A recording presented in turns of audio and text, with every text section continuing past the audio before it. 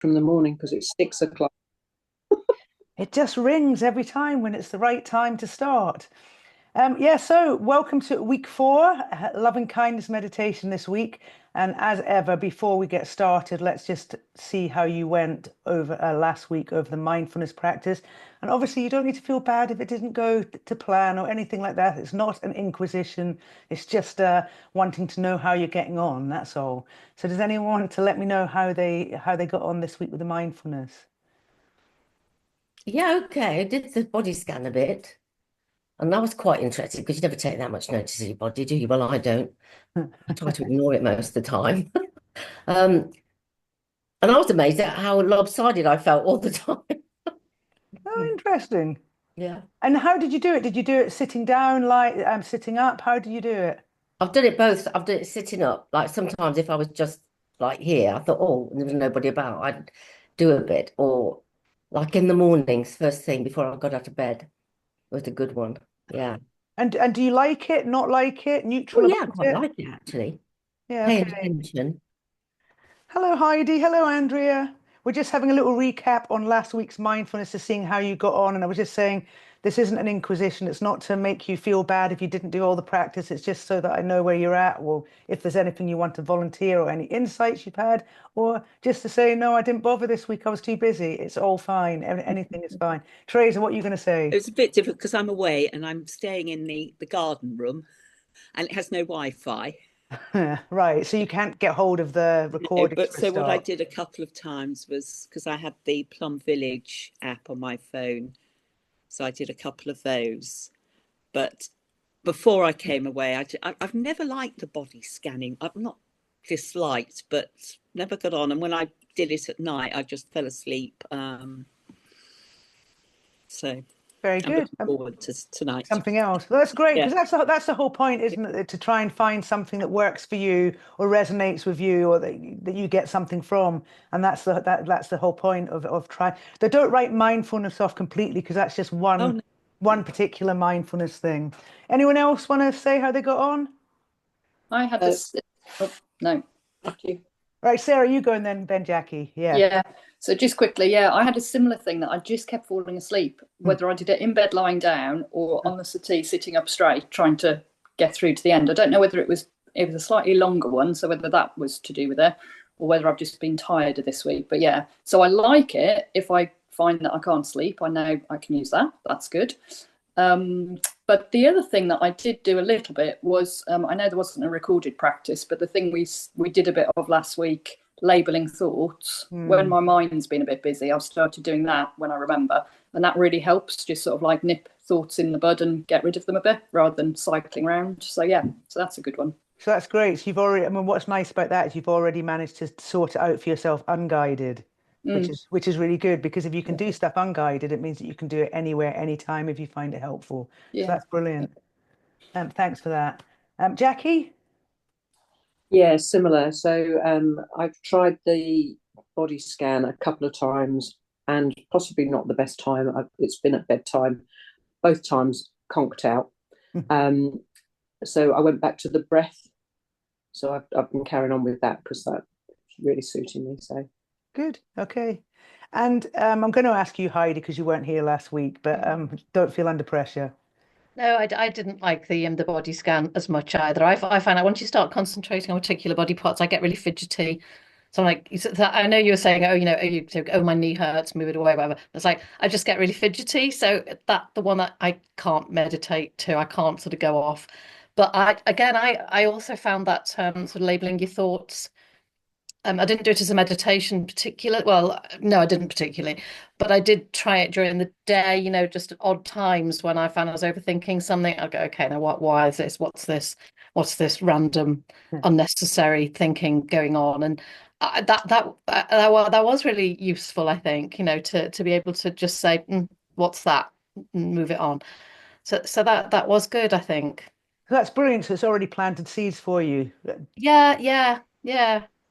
So more exploration of labeling thoughts, maybe. Right. So we're Maybe, but going I to. also like the mantras though, so that was Oh, working. I went back to that, and yeah, I do oh, like that. Fantastic. Yeah, well, there's no shortage of mantras as well. No. So you probably are going to hate the one we're going to do tonight now, because we're going to revisit mindfulness, but it's a body sensation one. And the reason why I've chosen one like this, and it might not work for you at the moment, I've chosen it because it's really good for you when you're feeling or experience physical pain.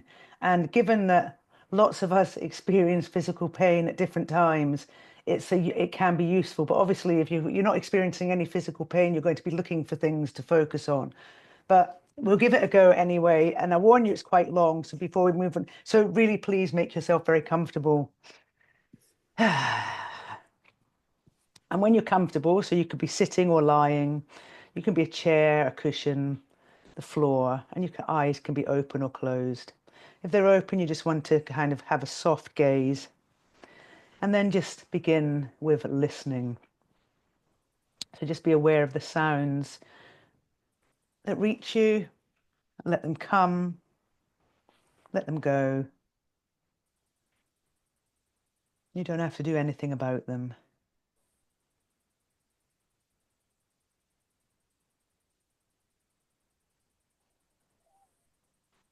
And now bring the same relaxed and open awareness to your breath, at the nostrils or the chest or your belly, wherever you detect it the most clearly.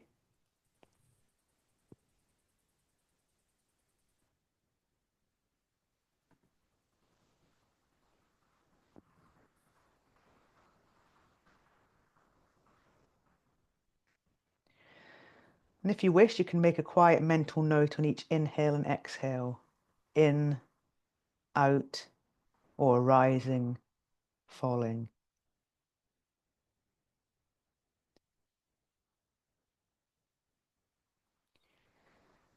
So the breath is the primary object of awareness here until a physical sensation is strong enough to take your attention away. And if that happens, rather than struggle against it, let go of the awareness of the breath and let your attention settle fully on the bodily sensation that's distracted you. Let it become the new object of your meditation.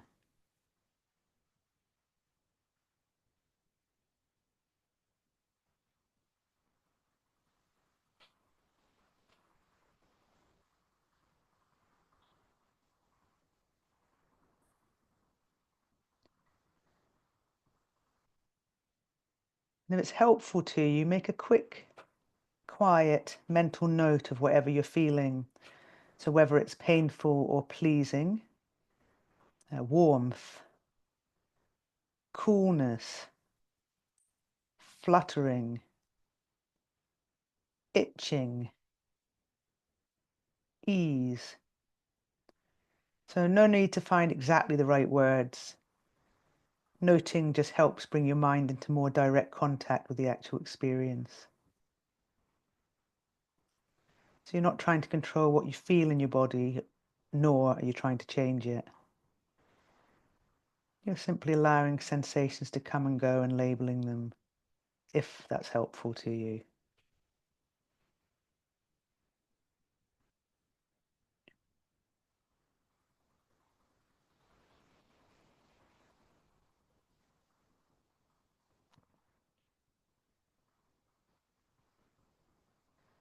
So if that sensation that's claimed your attention is pleasant, maybe a delicious sense of looseness in your legs, respite from a chronic ache, or a calm, floaty lightness, you may have the urge to grab onto it and make it last. And if that starts to happen, relax, open up, and see if you can experience the pleasure without the clinging. Just observe the sensation and allow it to leave when it leaves.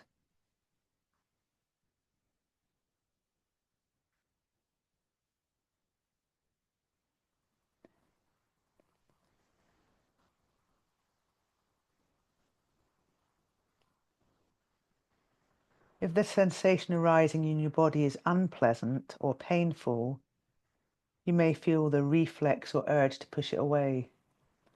You may feel annoyed by it or afraid of it. You may feel anxious or tense. Just note any of these reactions and see if you can come back to your direct experience. What's the actual sensation separate from your response to it?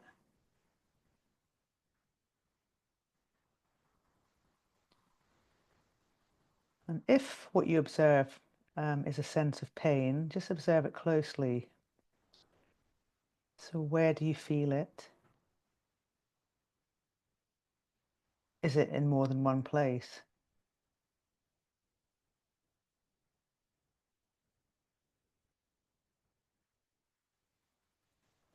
How would you describe it? So although at first pain seems to be monolithic and solid, as we look carefully, we see that it's not just one thing. So maybe it's actually moments of twisting, moments of burning, moments of pressure, moments of stabbing.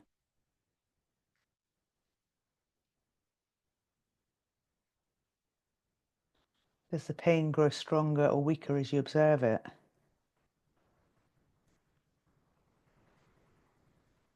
Does it break apart?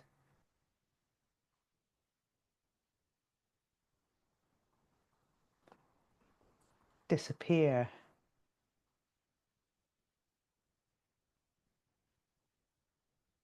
Return intermittently?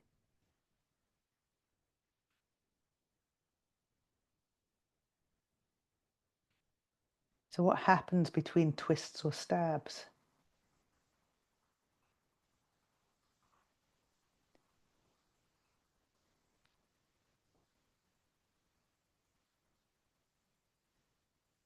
So if we're able to detect the separate components of the pain, then we see that it's not permanent and impenetrably solid, but ever-changing.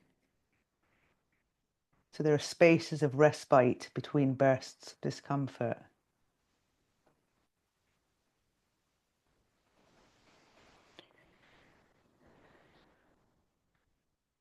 So see if you can zero in on one small detail of it.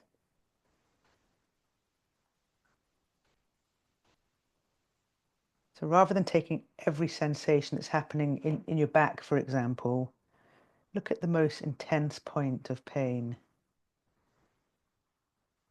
Observe it. See if it changes as you watch it.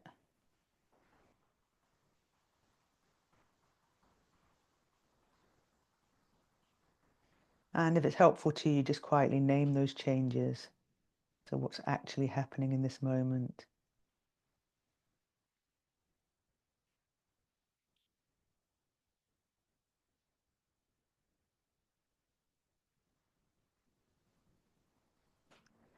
Can you see the difference between the painful sensation and any conditioned responses you're adding to it? Or such as fighting it, or fearfully anticipating future pain, or criticizing yourself for having pain.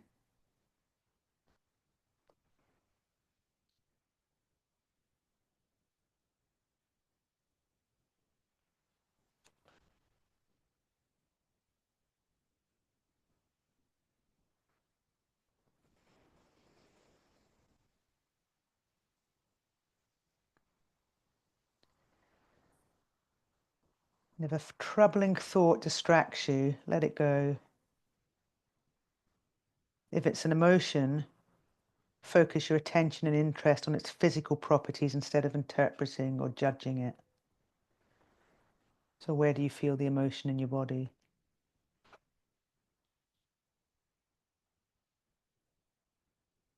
How does it affect or change your body?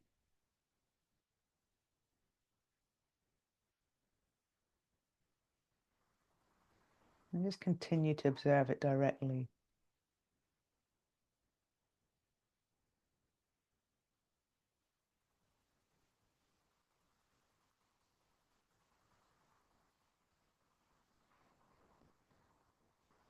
And don't try to stay with painful sensations uninterruptedly for too long. Keep bringing your attention back to your breath. And remember that if something is really challenging, the breath is a place to find relief. It's like returning to home base.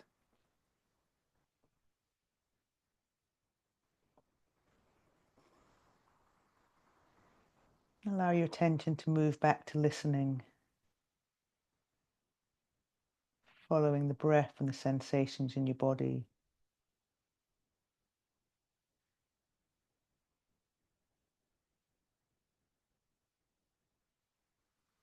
Mindfulness remains open, relaxed, spacious, and free, no matter what it's looking at.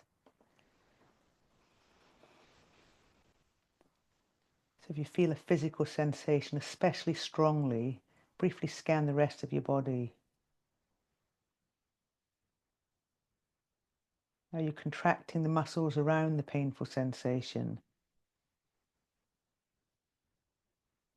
Are you trying to hold on to a pleasant sensation, bracing your body against its departure?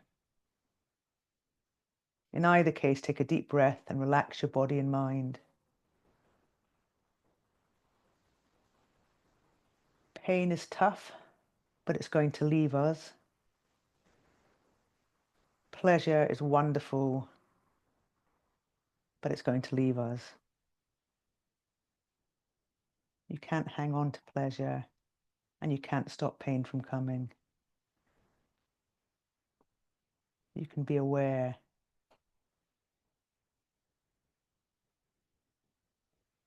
When we practice mindfulness, we don't have to take what's happening and make it better, or try to trade it in for another experience. We just allow the mind to rest on whatever is capturing our attention.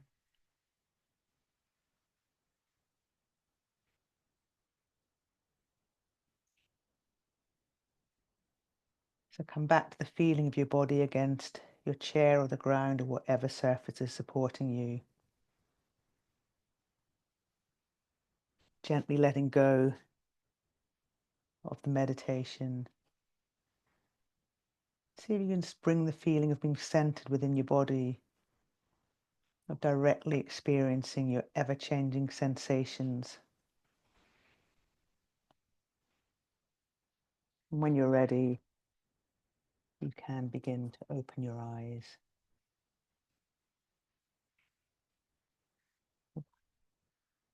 Welcome back. Well, I think that was almost 15 minutes, and I wonder whether it felt long. Did it feel like 15 minutes? No? Okay, interesting. Okay, can I just ask, was it difficult to do that if you weren't experiencing any physical pain? Yes. Yeah, quite difficult. Yeah. I kept nodding off. Okay. Kept going. I focused on slightly uncomfortable, sort of, I wasn't in pain, but slightly uncomfortable, sort of. Yeah, no, I think I did this one. This was really with Ruth and Sarah in mind, in case at any time soon, or because I know that they both experience a lot of physical pain, and at different times for different things. So I just wonder if it might be useful, something for you. How was it for you, Ruth? I don't know. I mean, yeah, I muted you. I muted everyone when I started, just in case we disturbed each other. I mean, today I haven't got any pain, but I find sometimes meditating when I'm in pain doesn't actually help the pain. Right, okay. I think it won't take the pain away, but I think the idea is that you're trying to concentrate your mind. Yeah.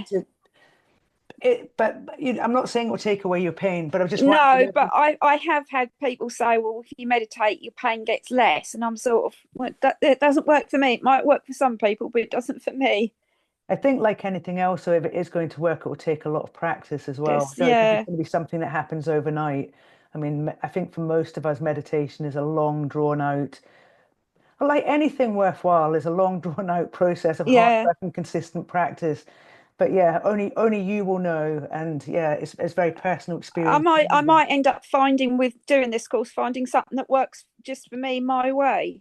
I hope so. That's what I'm hoping for, Ruth. Yeah. That would be great. But yeah, I did know that that one was going to be a tricky one for most of you today, but I still think that it's worth putting out there. Right, loving kindness. Well, I'm going to get the thingamajiggy on. I love loving kindness. It's not to say that you will, and that's okay. You don't need to love it. Which one do I want?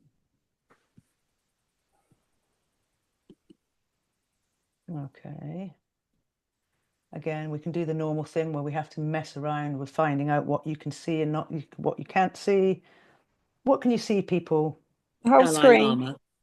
Just this whole brilliant. That's what we want. So yeah, the Dalai Lama. That's the 14th Dalai Lama, no less. And the full quote actually is: "There's no need for temples, no need for complicated philosophies. My brain and my heart are my temples, and my philosophy is kindness." Okay, so basically loving kindness. So you don't need to be a Buddhist to practice loving kindness meditation, despite the fact that it comes from the Buddhist tradition. This is what we're going to look at today. So what is loving kindness, how to practice it, why it can be tricky, and what's the point of practicing loving kindness, or what are the benefits? Just out of interest, has anyone ever practiced loving kindness? Some of you might have done it with me before in yoga. I can't remember. Yep. So yes and no. There's both. And does anyone actually know does anyone not know what it is? Good. Hooray! Thank you, Heidi. That means I can explain it very nicely. Okay. Right. So this is Sharon Solsberg. But before I talk about her, so last week we practiced mindfulness meditation, or otherwise known as insight of Vipassana, which also comes from the Buddhist tradition. Loving kindness also comes from the Buddhist tradition and is also sometimes referred to as metta. So if you hear people talk about metta meditation, they mean loving kindness. So this is Sharon Solsberg. She's an expert on loving kindness, and she describes it as a way of experimenting with our attention. So really, it's about what we pay attention to, who do we pay attention to, and how do we pay attention. So as a practice, it's all about, you won't be surprised to hear, cultivating feelings of goodwill, kindness, compassion. And the way it's done is, first of all, you have to practice it towards yourself. So it's basically a very structured practice. You start by sending loving kindness towards yourself, then you might send it to a loved one, then to a neutral person. We won't be doing this tonight because it's quite difficult for people to start with. Sending it to an enemy, that's what they call it in Buddhist tradition, to an enemy, or someone we find difficult, we'd probably say here. And then you send out loving kindness to all sentient beings. So it's not just about thinking nice thoughts, but it's actually about training our minds and hearts to respond with genuine kindness. So you're not making up feelings. They have to be, yeah, the feelings that you send out need to be real. And there's also worth probably pointing out here, there's all forms of metta meditation share the common goal of developing unconditional positive feelings. And it might not just be compassion, it could be joy or trust, love, gratitude, happiness, appreciation, all of those things. So they're about cultivating really positive feelings. So it's a if you can get into it, it's a really lovely feel good practice, except it doesn't necessarily feel good all at once. So what's happening now? Right, okay, so I've kind of, yeah. So you can make up your own things to say in a loving kindness meditation, but the most common ones that you'll repeat over and over again is, may I be happy, may I be healthy, may I be at peace, something like that. And then it'll be, may you be happy, may you be healthy, may you be at peace. So you take that format, but you can actually write your own phrases in there, which is quite nice. But I know what I was going to tell you. Sharon Solsberg, who we just saw a minute ago, she tells this great, I really like this story, and she's got a book called Loving Kindness, The Revolutionary Art of Happiness, that encapsulates, I think, the power of this practice in a nutshell. So these researchers went into a nursing home and they gave every single one of the residents a plant. And half of the elderly people were told that the plants were theirs to care for, that they had to pay close attention to their plants' needs for water and sunlight, and should respond to their plants' needs. The other half of the people in the home were told that their plants were theirs just to enjoy, but they didn't have to take any responsibility for them, and that the nursing staff would care for the plants. And at the end of the year, the researchers compared the two groups, and you won't be surprised to know that the residents who'd been asked to care for their plants were living considerably longer than the norm, were healthier, were more connected to their world, and the residents who didn't have to look after the plants themselves just reflected the norms really for people their age in terms of longevity, health, alertness, and engagement with the world. So I feel like the study suggests the enlivening power of connection, of love, and of intimacy, and that's the effect that metta or loving kindness can have on us. So you know what it's like yourself when you kind of give out love and joy, you feel it itself, and you can sometimes feel it in your body. We all know what it feels like to give and to really care, and how expansive an emotion that is.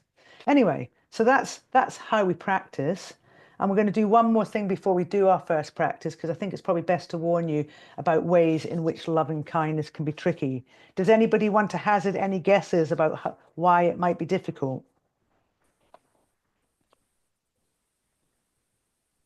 Take that as a no. Nobody wants to say that's fine. I was just going to say, we tend to be quite hard on ourselves.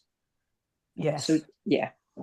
Yeah, so basically offering ourselves compassion is awkward and difficult because we feel unworthy, and we don't really, a lot of us feel critical and negative. Yeah, so it feels, yeah, totally. That's definitely one of them. I can't remember what number it is, but that's great, Jackie. Thank you for that. Okay, so yeah, difficult generating genuine feelings of love and compassion, and it's more difficult than it seems, I think. And I think we might expect to feel these things naturally and immediately, but often they don't arise on command. So that, of course, when things don't work out as we'd like them, we often feel frustration or self-judgment.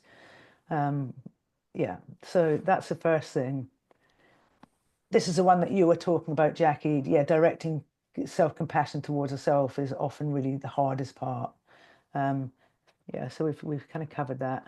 Oh, yeah, so confronting difficult emotions. So loving kindness meditation can bring up unexpected emotions sometimes for us, maybe sadness or anger or grief even. So especially when we maybe think about other people suffering in the world or difficult relationships that we have with people. Yeah, so initially we can end up maybe feeling worse before we feel better. I think I'm telling you these things now not to plant seeds that it's not going to work for you, but just in case you meet any of these things, you don't start to feel bad about it. Yeah, sending kindness to difficult people. We're not doing that tonight. I didn't realize the first time I did it that it was just part of the meditation, but that can be a struggle. It can be a struggle to send nice wishes to people you don't like. But the point is, eventually, you don't have to like someone to wish them well. I think it's that thing about the common shared humanity, isn't it? That they are you and you are them, and yeah, and love and kindness needs to flow both ways. Yeah, some people find it a little bit artificial, or yeah, or overly sweet. I think maybe if you prefer more analytical or intellectual approaches to meditation, clearly I don't. Clearly, too sweet is fine for me. I don't think I don't find it at all sweet. Just really like the concept. And finally, there's a misconception really that loving kindness and meditation will make you feel good instantly, but it's probably a gradual process that requires patience and persistence. And just because you see others benefit quickly doesn't mean you're doing anything wrong. So let's just put that up there. Right, so are you ready for your first loving kindness meditation? Well, I know it's not the first one for all of you, but let's get rid of this and have you getting comfortable. Okay, let's find meditation. Okay. So again, just getting comfortable in your seats, your chairs, your cushions, whatever. Take a moment just to adjust, to allow yourself to feel as comfortable as you can be.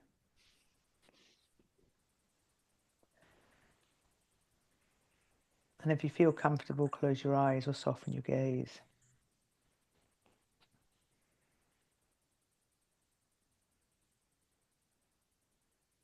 Taking your awareness to the places that your body meets the chair or the ground. So you might feel your feet or your heels on the floor, your body on your chair. Let the earth support you and your body settle.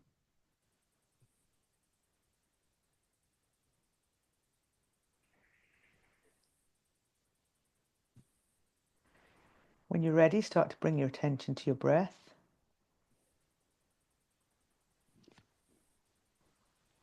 And you don't need to change anything. You can let your body breathe itself.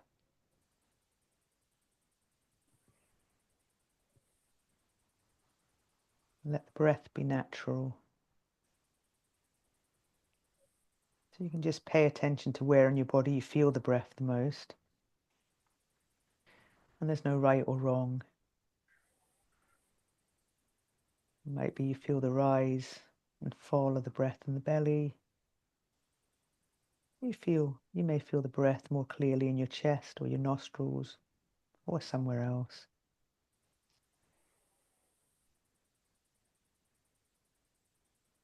So in this meditation, we're focusing loving kindness on different people in our lives. And we'll begin by focusing loving kindness on ourselves. The repetition of the phrases is more important than forcing any particular feeling. So repeat these phrases internally to yourself. May I feel safe. May I feel supported. May I meet myself with kindness. May I feel safe. May I feel supported. May I meet myself with kindness.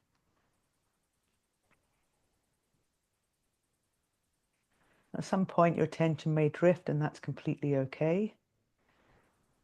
When you notice it has moved away from the phrases, you can gently bring it back to the phrases or back to the breath when you're ready. Remember to show yourself compassion. Attention wandering is part of the practice. May I feel safe. May I feel supported. May I meet myself with kindness.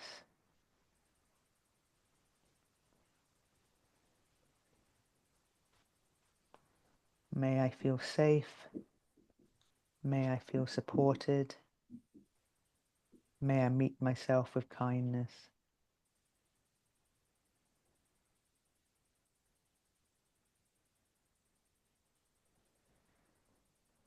And now let's take a moment to bring to mind a person who's important to you. It could be someone or something you love, someone you feel gratitude towards, a friend, a family member, a teacher, a pet. And we'll now send out these wishes towards this person. So remember, it's the repetition of the phrase, not the meaning, that's most important. So there's no need to force any particular feeling. Internally repeat these phrases. May you feel safe. May you feel supported. May you meet yourself with kindness. May you feel safe. May you feel supported. May you meet yourself with kindness.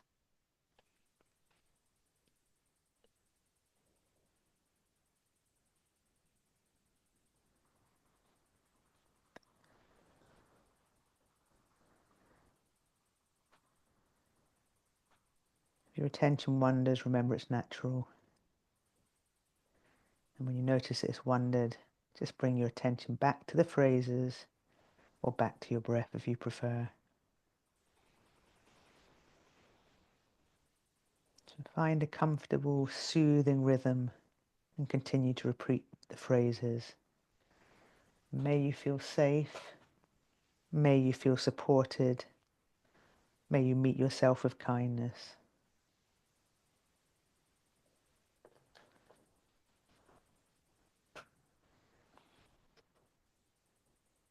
May you feel safe.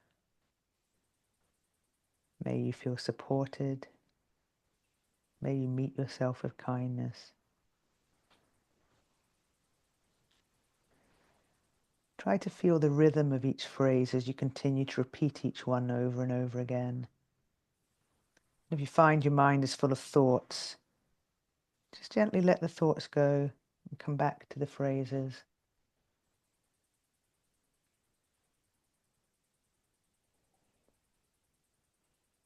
May you feel safe.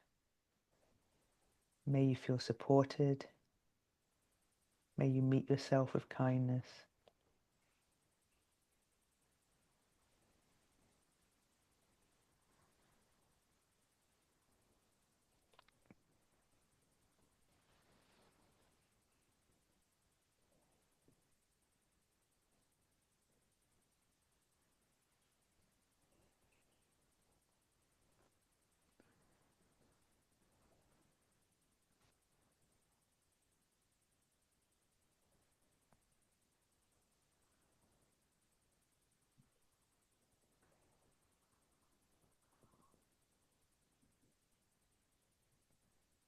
Now recall a person you don't know, so someone you're neutral about, so someone you don't really know very well. So you may have been served by them while doing your shopping.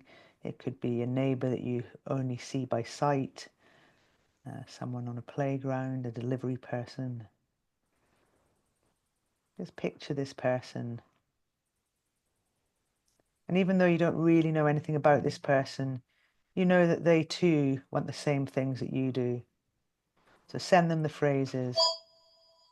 May you feel safe. May you feel supported.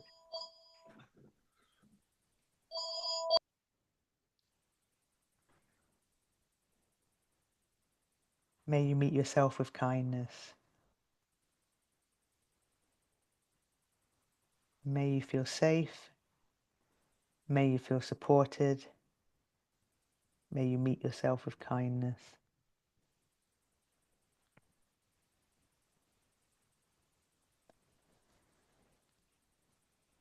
And finally, let's turn our attention to all beings, all living beings, people, animals, nature.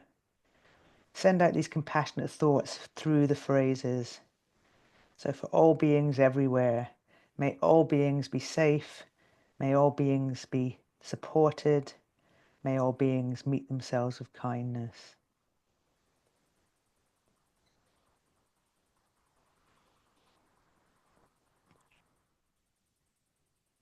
May all beings feel safe. May all beings feel supported. May all beings meet themselves with kindness.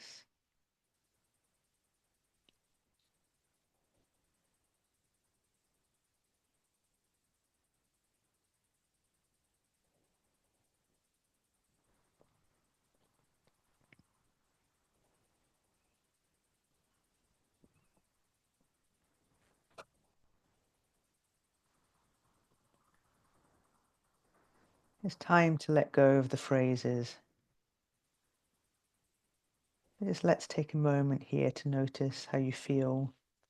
And that could be emotionally or physically, spiritually.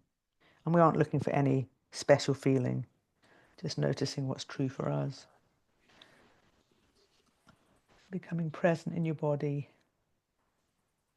So again, coming back to the contact points with the chair, the floor, or whatever surface is supporting you. Maybe bringing back a little bit of gentle movement in the body, the fingers, toes, neck or shoulders. And then when you're ready, feel free to open your eyes. Okay. Oh, a little bit smilier this time. Come back looking happier. Christine's certainly looking happier than last time.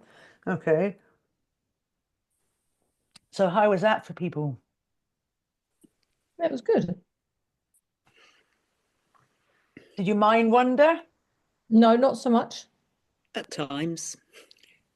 But okay. And was it easy to send out feelings of compassion to those particular people and things? Was for Heidi. Yeah. Good. Did anyone struggle with it? No? A little bit, but I did really enjoy it. Okay. What in what way? What just finding a real feeling? Yeah, Or yeah. genuine, I think. Yeah. Yeah. Remember, not forcing any feelings. Yeah, that's Yeah. that's fine. If it's not there all the time, that's fine. Excellent. Okay. We're going to the next meditation when we come to it's going to be a gratitude one because I don't feel like you can do too many loving kindnesses in a row because they follow the same format. I mean, you can create a few different phrases, but they're very similar. Right. Where are we going from here? Back to this.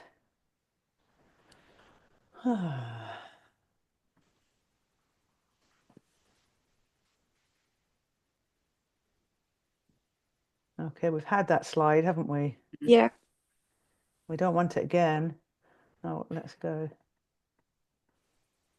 Oops. Is it that one? Oh, right. Okay. Yeah. So how does it all work? So how does loving kind? Well, what you can see there, on the left, you've got a picture of the brain, and the reason why it's got a yellow thing there, that's like the prefrontal cortex having a party. So what I was trying to show there is the part of the brain that's being lit up there is the prefrontal cortex. So last week, we did mindfulness, and different types of meditation work out different regions of the brain. So last week, mindfulness, that kind of lights up the prefrontal cortex. So when we pay attention to our breath and our body's sensations, it's like there's lots of analogies for things like this. It's like taking your brain to the gym. The other word for that is neuroplasticity. But for people like me who are not very good at science, I find taking my brain to the gym works a whole lot better. But if neuroplasticity works for you, you can hold on to that.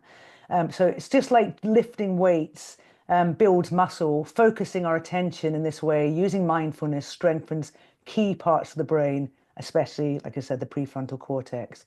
And that part of your brain is responsible for concentration, self-control, and emotional regulation. Okay. And the scientific definition of neuroplasticity is the brain's ability to reorganize itself by forming new neural connections throughout its life. So as you focus your attention on your breath during mindful breathing, that part of the brain becomes firmer, larger, and more powerful. So the reason why I've showed you that is because that was last week. But this week, when we practice loving kindness, and actually, I don't know whether you've heard of him, but he's brilliant. He's a doctor called Dr. David Hamilton. He's Scottish. He's quite good looking, and he can talk about meditation in a way that's really, really accessible. And he calls loving kindness meditation kindliness, and that kind of is quite easy to stick. So instead of loving kindness, it's kindliness. So when we practice loving kindness, we're growing the muscle of the part of the brain linked to empathy and positive mood. Which is quite amazing. So instead of the prefrontal cortex, it's the kind of left side going back a little bit here, and the insula, which are directly related to compassion, empathy, and happiness. So if you want those things in your life, loving kindness is the meditation for you. That's all I need to say about that. I'm going to give you another metaphor in a minute for neuroplasticity, which I like, but I'll do that in a minute. Okay, so why other reasons? So that's one reason to practice it if you want to have kind of happiness and compassion and all the good stuff in your life. It's not just a feel-good exercise, though. It's got other many, most of which we can't go into because we don't have time, but lots of scientific benefits for both your mind and your body. So it's back to, okay, increasing positive emotions and empathy. So we've talked about that, but what I wanted to give you another definition. So my teacher on my course, She gave the definition. She told a story about neuroplasticity, and how she described it is like going for a walk. You go for a walk, the walk you do every day on your well-trodden path, and it's really lovely. But then in the distance, you see a really lovely lake in the distance, but you can't get to it because there's all these trees and all these brambles. So you just go home, and then you take the walk again the next day, and you see it. You think, no, that's it. I'm going to try and cut a path to where I want to go. So you kind of cut down the bushes and the brambles and the obstacles in the way, and you get to the lake, and it's all very nice. And then the next day you go back and it's all grown back again. So you have to kind of cut and prune. And obviously, the more you do it, the more consistently do it, then all of a sudden you have a clear path to this new place. It's no longer new. It's now the new well-trodden path. The old path's disappeared, and that's how you create new neural connections. And that's basically what we can do with meditation, or all meditation will create neuroplasticity, but just kind of lights up different areas of our brain. But for loving kindness, it will increase positive emotions and empathy. And there's a study done in 2008 that found that people who practiced loving kindness meditation felt more daily positive emotions like joy, amusement, love, and over time they built up greater overall life satisfaction. So they weren't just happy in the moment, their whole life and outlook improved. Okay, strengthens relationships and sense of connection. We respond to ourselves and others with more compassion. Well, obviously the research about the plants and the nursing home, that was one example of creating more connection and reasons to be alive. But there was a study, another study in 2013 called Kindness in Action. And that found that people who practiced loving kindness meditation increased again the insula, the activity in the insula, which is again compassion, empathy, and were more likely to help strangers. So the more we practice, the more natural compassion becomes to us, and the more frequently we can access those feelings. So instead of finding them difficult or pretending them or them not being genuine, the more we practice, it's a muscle, we can train it. So it might not be naturally there to begin with, but we can all access it with practice. So we literally train our brains to be kinder and more generous, creating a lovely positive cycle of happiness for ourselves and others. And finally, oh yeah, apparently it slows biological aging. This is quite hard for me to explain, but there's something which you may know about called telomeres, and they're like the end caps on your chromosomes. If you imagine a shoelace, that's the plastic bit around the shoelace, that's what a telomere is like. And a telomere is the greatest indication we've got about our biological age. So we have two ages. According to our telomeres, you've got your biological age, and obviously we've got our chronological age. But quite often there's a disparity between the two. So the longer your telomeres are, the younger you are biologically, and the shorter your telomeres are, the older you are. And there's a correlation between the way you live, the health, the things you eat, smoking, meditation, all these things. They've done all these tests to show that people that live healthier life have longer telomeres. And that in itself can slow your biological aging. I mean, I don't think, did you know that I'm only 21, but no, that's silly. But yes, I find that really amazing. It just seems incredible to me. There's loads and loads of other things, but if you're interested, you can go and look for them. Okay, what else have we got? In fact, that's the last one of the slides. You may or may not be happy to know. So we're going to now switch over to a gratitude meditation. I'm pretty sure you've all seen gratitude before. Right. And this one's probably a bit shorter as well. So let's make ourselves comfortable. And in this meditation, we're going to cultivate an attitude of gratitude for the simple things in life.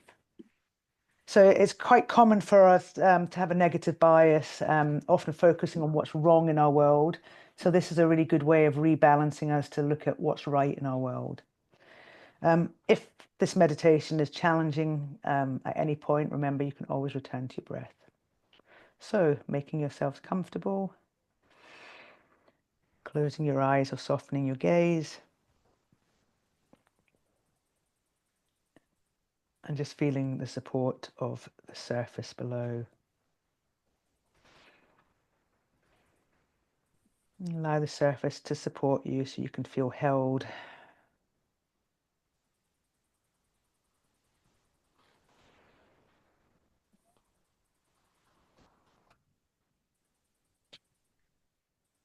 Paying attention to your breath in its natural way.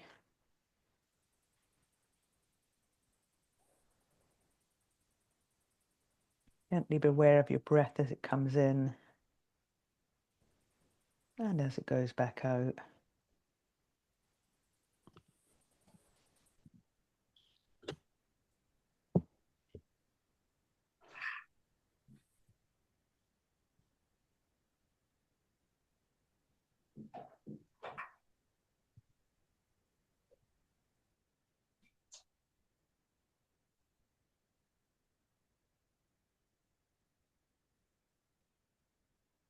Perhaps allowing your focus on the breath to rest on a part of the body which feels comfortable for you.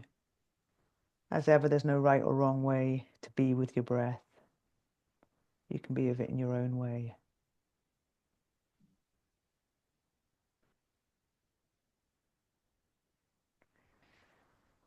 So in this meditation, we'll be introducing a sense of balance to our inner world. So remember, you don't have to force a special feeling of gratitude, but simply acknowledge some of the things which go well in your day or for which you feel thankful for.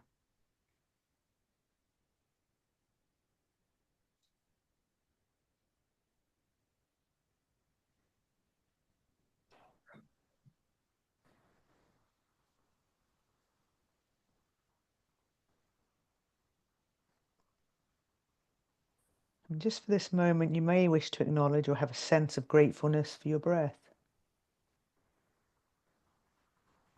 Your breath is always there for you.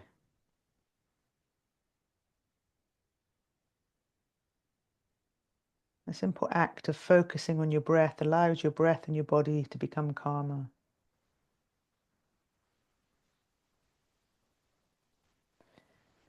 And if you want to, you can simply say thanks to your breath.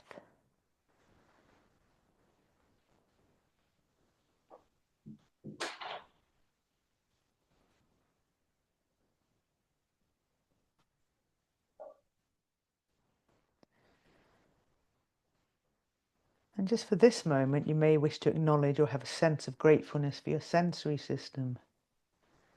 This wonderful sensory system which helps you to be safe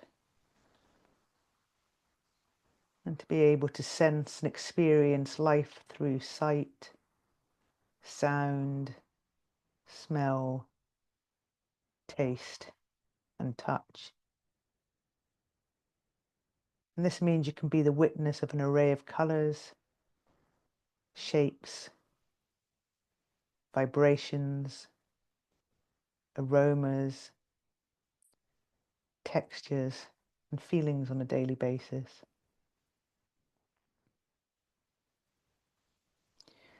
And if you want to comment, you could simply say thanks to your sensory system.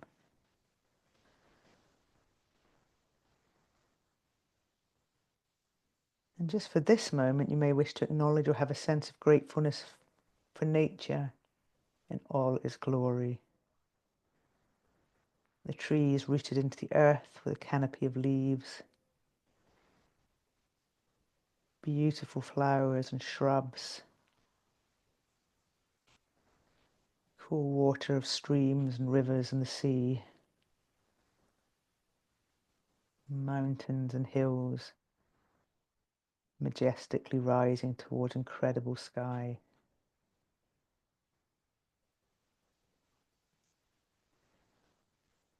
And if you want to, you could simply say thanks to nature.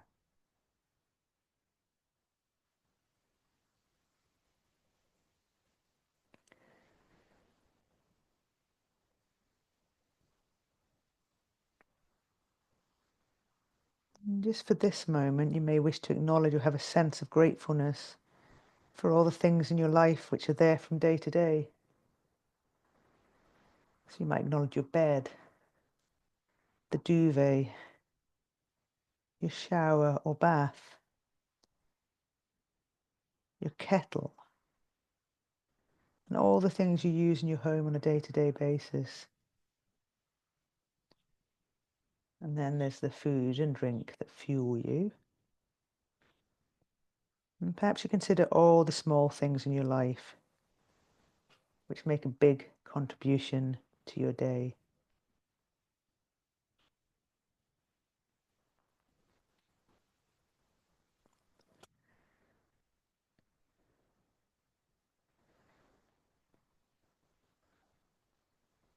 And you can acknowledge these things and others for a moment.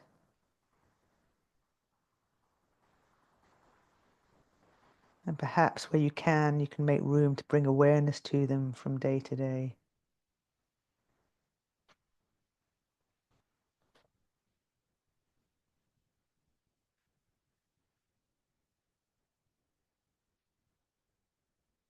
And then again, become aware once more of your body on the surface that's supporting you.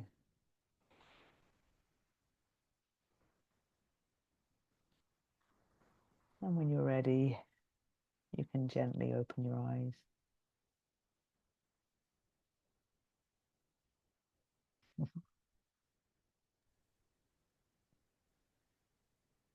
Hello. Excellent. You're all still here. That's good. Very pleased. How was that? Sleepy. Good. Who said sleepy? Yeah. Are you having a sleepy night, aren't you, Jane? Yeah, yeah. The middle one wasn't the first, the middle meditation wasn't, but this one and the first one were. Okay. Yeah, so did you have one tonight that you liked best, or one you hated? I mean, there's curiosity, 'cause it might change anyway. I mean, it might just be the moment. I mean, there's no reason to say that because you didn't like it tonight, you'll always not like it. I'm just interesting to me. Yeah, what are you going to say, Teresa? I like the loving kindness, the metta best, I think. Okay. Jackie? I think the last one, the gratitude. Okay. Yeah. Andrea? I like the first one. Oh, interesting. Okay. Why did you like that? Probably because I'm not sure if I've got a cold or hay fever, but I actually felt better after it. So, and I'm not a big fan of taking tablets and things. So for me, that was real positive. Well, now I'm really glad that we did it. There you go. Yeah, brilliant. Okay, does anyone have any questions or anything they want to say, or yeah, anything else? Very good. Well, you know what your homework is. You'll get sent a love and kindness meditation, the one we did tonight, and obviously you will no doubt do it daily. Has there been any differences in your practice this week? Have they been more consistent? They've been less consistent? Has there anything got easier or more? You're nodding, Andrew. So why was yours different this week? More consistent. I don't think about it as much. I do it, and I in the morning prefer. Yeah. Okay. Yeah. Anyone else? Heidi, you were saying you were getting into evening. Nighttime was better for you. Yeah, I had been. I think this week was definitely less consistent though, and I think that was to do with missing the session last week, but also because the body scan one wasn't particularly for me. Yeah, okay. So it didn't help. These feel much closer to what will work, I think. Yeah, closer to the mantra type thing, and probably close. Yeah, more likely to have. I'll try harder again. Good. I think it does make a difference when you can't be in the class. I mean, it's unavoidable sometimes, but obviously you miss it, then you're not even going to listen to it on the day, so you're already yeah. So there's all that. Yeah. I'll tell you what was good though was listening to the recording. Was several people commented. You commented on the rainbow.